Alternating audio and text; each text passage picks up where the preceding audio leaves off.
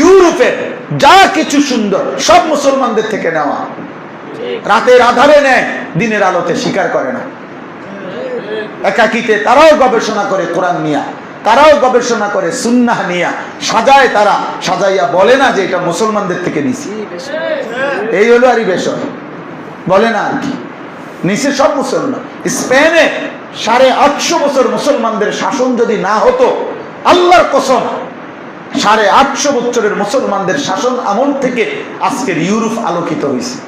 Europe বর্বর ছিল, Europe বর্বর ছিল। বিজ্ঞানী গ্যালিলিও যেদিন প্রথম মহাকাশ সম্পর্কে তথ্য দিছে, তখন প্রকাশ্য দিবালোকে জনসম্মুখে ইউরোপে তাকে ব্যত্রাঘাত করা হয়েছে। গির্জা যে জ্ঞান বিজ্ঞানের চর্চা যখন শুরু হয়েছে ইউরোপে, তখন গির্জার পাদ্রীরা, ধর্মযাজকরা তারা প্রত্যাখ্যান করছে, বলছে যে এটা ধর্মকে কলুষিত করবে, জ্ঞানকে বন্ধ করে দিতে চাইছে। মধ্যযুগীয় বর্বরতা বলতে ইউরোপের বর্বরতা বলে। মধ্যযুগীয় বর্বর মুসলমান ছিল না, মুসলমান আলোকিত ছিল। স্পেনে আজকের কর্ডোবা, আজকে আলহামরা, গ্রানাডা, বার্সেলোনা, এগুলো সব ছিল মুসলমানদের কেন্দ্রবিন্দু। আজকের পৃথিবীতে ফুটবল টিমের সেরা টিম বার্সেলোনা, রিয়াল মাদ্রিদ, হ্যাঁ, আরসালান, এগুলো এটা এলাকার নাম।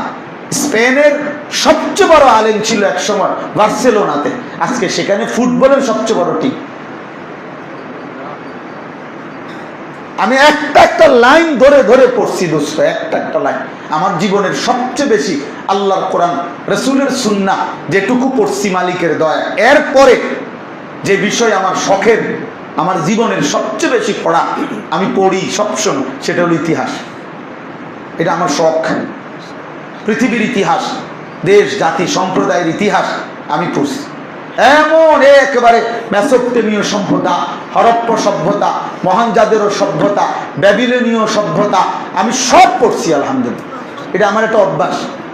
ইতিহাসের একবারে দুর্বোধ্য ইতিহাসও পড়ার চেষ্টা করছি।